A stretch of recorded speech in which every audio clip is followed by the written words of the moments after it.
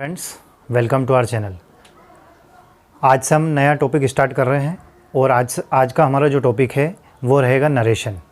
ये भी कक्षा 9वीं से लगाकर 12वीं तक के सिलेबस में है। साथ ही कोई सी भी कॉम्पिटिटिव एग्ज़ाम की यदि आप तैयारी कर रहे हैं तो उसके लिए भी यूज़फुल है। पिछले वीडियोज़ यदि आपने नहीं देखे हैं, जिनमें लगभग हमने 90% ग्रामर कंप्लीट कर दी है, तो उन वीडियोज़ को देखने के लिए आप प्लेलिस्ट में जाइए और प्लेलिस्ट में जाकर आप ग्रामर देख सकते हैं, टेक्स्ट बुक, वर्कबुक के सारे वीडियोस देख सकते हैं। बिल्कुल भी टाइम वेस्ट ना करते हुए आज के वीडियो की शुरुआत करते हैं। तो चलिए, हमारा जो टॉपिक है वो है नरेशन। नरेशन जो है, इसको डायरेक्ट और इनडायरेक्ट स्पीच भी कहते हैं। ठीक है, सबसे पहले तो हम नरेशन का अर्थ समझ लेते हैं कि ये होता क्या है। नरेशन मतलब नरेट करना। नरेट करने का अर्थ ये है कि जो बात कही गई है उसको किसी तीसरे व्यक्ति को कहना, दैट मीन्स नरेशन। ठीक है, दो प्रकार की स्पीच होती है, एक होती है डायरेक्ट स्पीच और एक होती है इनडायरेक्ट स्पीच। पहले तो मैं आपको इसका स्वरूप बता देता हूँ कि डायरेक्ट स्पीच क्या होती है, इनडायरेक्ट स्पीच क्या होती है। उसके बाद में इसके रूल्स एंड रेगुलेशन हम पढ़ेंगे। इस टॉपिक को स्टार्ट करने से पहले मैं आपसे रिक्वेस्ट करूँगा, या आप खुद भी इस बात को समझ लीजिए कि यदि इस टॉपिक को आपको अच्छे से समझना है तो आपको टेंस के कॉन्सेप्ट पूरे क्लियर करने पड़ेंगे। कौन सा टेंस, मतलब कितने टेंस होते हैं, कौन से टेंस में कौन सी हेल्पिंग वर्ब लगती है और कौन सी मेन वर्ब लगती है। अफर्मेटिव सेंटेंस दिया गया है प्रेजेंट इंडेफिनिट का, तो उसको किसी दूसरे टेंस में परिवर्तित करना, या किसी भी टेंस का सेंटेंस दिया गया है तो उसको दूसरे टेंस में परिवर्तित हम कैसे करते हैं। ये चीज़ यदि आपको क्लियर है तो ये आपको बहुत ही अच्छे से समझ में आएगा, और यदि नहीं है तो आपको कठिनाई आ सकती है। तो टेंस के कॉन्सेप्ट आप ज़रूर क्लियर करें, और स्पेशली किस टेंस में कौन सी हेल्पिंग वर्ब लगती है, कौन सी मेन वर्ब लगती है, और एक सेंटेंस को दूसरे टेंस में परिवर्तित कैसे करते हैं। यदि आपको ये समस्या आ रही है तो आप कहेंगे तो मैं स्पेशली टेंस के वीडियोस बना दूंगा, लेकिन फ़िलहाल हम अब थोड़ा सा ऊपर लेवल पर आ गए हैं तो हम नरेशन को कंप्लीट कर रहे हैं। चलिए शुरुआत करते हैं। एक होता है डायरेक्ट स्पीच और एक होता है इनडायरेक्ट स्पीच। अब डायरेक्ट स्पीच क्या होता है ये हम पहले समझ लेते हैं। जैसे कि मैं हूँ, जैसे कि नहीं, मैं तो हूँ ही। मान लो मैं हूँ और आपको मैं पढ़ा रहा हूँ, तो जो चीज़ें मैं आपको अभी बोल रहा हूँ ये डायरेक्ट स्पीच है। ठीक है, जैसे मैंने अभी बोला कि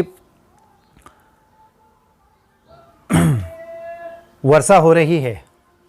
ठीक है, मैंने आपको क्या बोला, वर्षा हो रही है, तो ये डायरेक्ट स्पीच हो गई है। अब इसी बात को आप घर पे जाओगे या थोड़ी देर बाद आप आपके भाई को, बहन को या किसी अन्य व्यक्ति को यही बात कहोगे कि टीचर ने कहा था कि वर्षा हो रही थी, मतलब इसमें समय परिवर्तित हो रहा है। अब मैं कह रहा हूँ तो वर्षा हो रही है, उस समय आप कहोगे कि शिक्षक ने कहा था कि वर्षा हो रही थी। मतलब कहने का तात्पर्य है कि जब डायरेक्ट स्पीच से हम इनडायरेक्ट स्पीच में जाएंगे तो उसमें समय, टेंस, नाउन, प्रोनाउन, बहुत सारे चेंजेस होंगे। तो क्या क्या चेंजेस होंगे वो हम देखते हैं। घबराने की आवश्यकता नहीं है, मैं आपको बिल्कुल A to Z rules and regulation के हिसाब से मैं पढ़ाता जाऊंगा।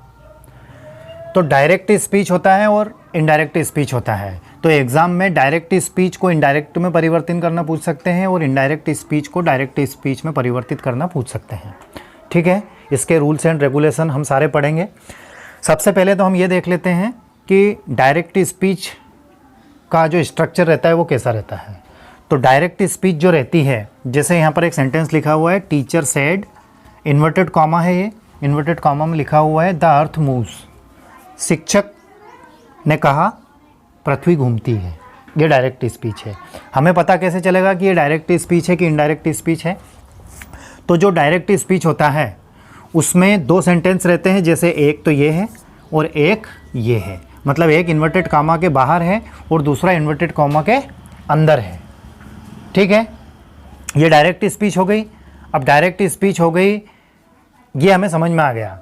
अब इसमें इसके पार्ट्स हैं अलग अलग, उनको क्या कहते हैं ये आपको पता होना चाहिए, क्योंकि जब हम मैं आपको रूल्स लिखाऊंगा या नोट कराऊंगा तो उस समय मैं आपको बोलूँगा तो ये चीज़ें आपको याद होनी चाहिए। तो ये जो दो सेंटेंस दिए गए हैं, इनमें से जो पहला सेंटेंस है इस पहले सेंटेंस को हम कहते हैं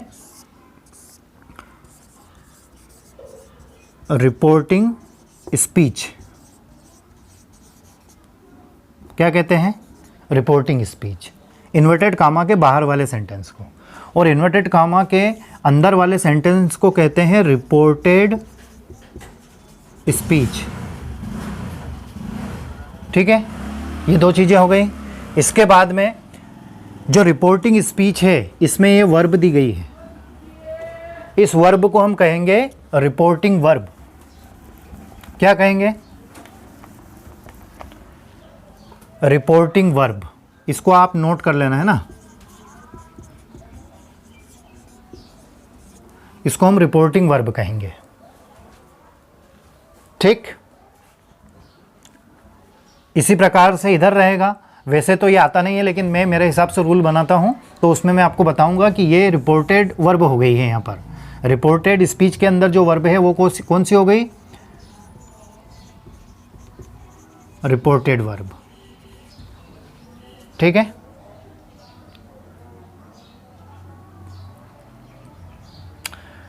देखिए ये सेंटेंस था, टीचर सेड, इन्वर्टेड कामा के अंदर लिखा हुआ था द अर्थ मूव्स। अब इसके दोनों भागों को हमने डिफाइन कर दिया है कि इन्वर्टेड कामा के बाहर वाले को रिपोर्टिंग स्पीच, इन्वर्टेड कामा के अंदर वाले को रिपोर्टेड स्पीच, और रिपोर्टिंग सेंटेंस रिपोर्टिंग स्पीच जो है उसमें जो वर्ब है उसको रिपोर्टिंग वर्ब कहते हैं। इधर रिपोर्टेड वर्ब हो गई। ठीक है, ये चीज़ आपको याद होना चाहिए, क्योंकि मैं आपको रूल्स लिखाऊंगा और उन रूल्स के आधार पर मैं फिर यही बोलूँगा कि रिपोर्टिंग वर्ब यदि प्रेजेंट टेंस की है तो जब हम इसको डायरेक्ट इनडायरेक्ट स्पीच में परिवर्तित करते हैं तो ये परिवर्तन हो जाता है। ये से रूल्स मैं आपको नोट करवाऊँगा। ठीक है, तो ये चीज़ें आप याद रखें। उसके बाद में मैं आपको रूल बताता हूँ कि जब हम इसको इनडायरेक्ट स्पीच में परिवर्तित करेंगे तो फिर क्या परिवर्तन होगा मुख्य रूप से। वैसे तो हर सेंटेंस के लिए अलग अलग रूल होंगे, बहुत सारे रूल्स हैं, लेकिन जो मुख्य रूप से सभी में कॉमन रहेंगे वो मैं आपको अभी फ़िलहाल बता रहा हूँ। देखिए, जब हम इसको इनडायरेक्ट स्पीच में लेके, ये डायरेक्ट स्पीच है, अब जब हम इसको इनडायरेक्ट स्पीच में लेके जाएंगे तो क्या परिवर्तन होगा? ये यहाँ पर इन्वर्टेड कॉमा है, इस इन्वर्टेड कॉमा को हम हटाएंगे सबसे पहला। आप चाहें तो इसको नोट भी कर सकते हैं कि जब हम डायरेक्ट स्पीच से इनडायरेक्ट स्पीच में चेंज करते हैं तो दोनों के बीच, मतलब दो जो ये सेंटेंस हैं, इन दो सेंटेंस को दैट से जोड़ते हैं और साथ में इन्वर्टेड कॉमा हटा देते हैं। ठीक है, सबसे पहला यही है। और रिपोर्टेड स्पीच में परिवर्तन होता है वो नियम के अनुसार होता है, तो जो भी नियम रहेंगे, रूल्स रहेंगे, वो मैं आपको नोट करवाऊंगा। तो फिलहाल इस सेंटेंस का हम इनडायरेक्ट स्पीच करें तो क्या होगा? टीचर सेड, दोनों सेंटेंस को हम किससे जोड़ेंगे? दैट से जोड़ेंगे और इन्वर्टेड कॉमा हटा देंगे तो क्या हो जाएगा? The earth moves. शिक्षक ने कहा पृथ्वी घूमती है, यहाँ पर शिक्षक ने कहा कि पृथ्वी घूमती है। ठीक है, रिपोर्टेड स्पीच में परिवर्तन होता है, लेकिन कुछ रूल्स में, कुछ सेंटेंस में होता है, कुछ में नहीं होता है। तो ये तो मैंने आपको एक एग्जाम्पल के रूप में बताया है कि जो डायरेक्ट स्पीच रहता है उसका स्ट्रक्चर ऐसा रहता है, इन्वर्टेड कॉमा में एक सेंटेंस रहता है और इन्वर्टेड कॉमा के बाहर एक सेंटेंस रहता है। इन्वर्टेड कॉमा के बाहर जो सेंटेंस रहता है उसको रिपोर्टिंग स्पीच कहते हैं, इन्वर्टेड कॉमा का जो अंदर रहता है उसको रिपोर्टेड स्पीच कहते हैं। और जब हम डायरेक्ट स्पीच को इनडायरेक्ट में परिवर्तित करते हैं तो इन्वर्टेड कॉमा हटाते हैं, दोनों वाक्यों को दैट से जोड़ते हैं। ठीक, इतनी चीज़ें आपने यदि नोट कर ली हो और नहीं भी की है तो वीडियो को आप पॉज करें और पॉज करने के बाद में इनको नोट कर लें। फिर हम फर्स्ट रूल की ओर चलते हैं। इनका जो पहला नियम है वो,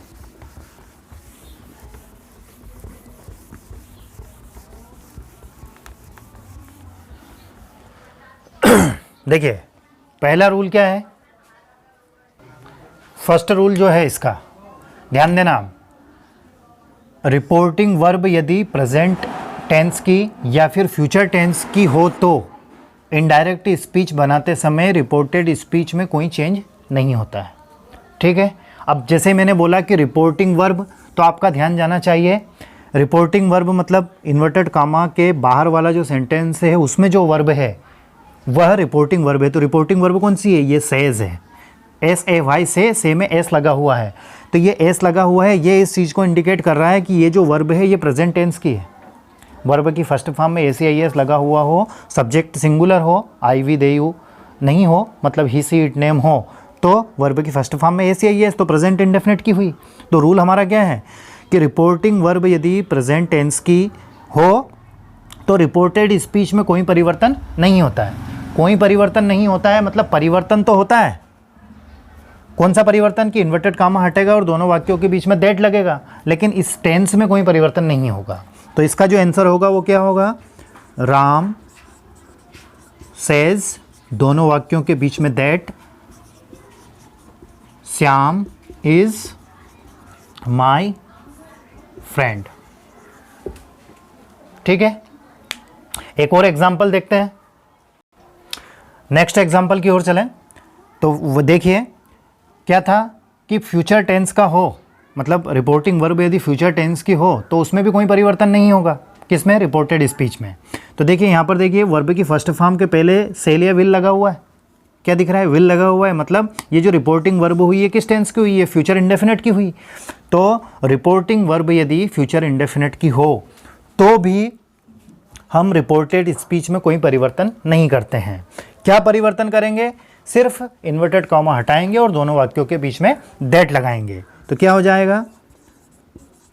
रोशनी विल से, दोनों वाक्यों के बीच में दैट, इन्वर्टेड कॉमा हटाकर, शिवानी रीड इंग्लिश लाउडली। ठीक है, तो रूल के अकॉर्डिंग ही हम चल रहे हैं। तो हमें सिर्फ ये ध्यान रखना है कि रिपोर्टिंग वर्ब किस फॉर्म में है। ठीक है, रिपोर्टिंग वर्ब यदि प्रेजेंट टेंस की या फ्यूचर टेंस की हो तो रिपोर्टेड स्पीच में कोई परिवर्तन नहीं होगा। ठीक है, नेक्स्ट रूल की ओर चलें। देखिए अगला जो हमारा रूल है यह है रिपोर्टेड स्पीच यदि कोई यूनिवर्सल और हैबिचुअल फैक्ट हो तो रिपोर्टेड स्पीच में कोई परिवर्तन नहीं होता है। अब जैसे मैंने बोला कि रिपोर्टेड स्पीच, तो रिपोर्टेड स्पीच मतलब इन्वर्टेड कॉमा के अंदर वाला सेंटेंस जो है ये रिपोर्टेड स्पीच है। तो ये कैसा हो तो कोई परिवर्तन नहीं होगा। यदि कोई यूनिवर्सल या फिर हैबिचुअल फैक्ट हो, यूनिवर्सल को हिंदी में बोलते हैं सार्वभौमिक, क्या बोलते हैं? सार्वभौमिक सत्य, यूनिवर्सल ट्रुथ, या फिर हैबिचुअल फैक्ट। हैबिचुअल फैक्ट का अर्थ होता है आदतनुमा, आदत से संबंधित कोई वाक्य हो, रिपोर्टेड स्पीच, तो इसमें कोई परिवर्तन नहीं होता है।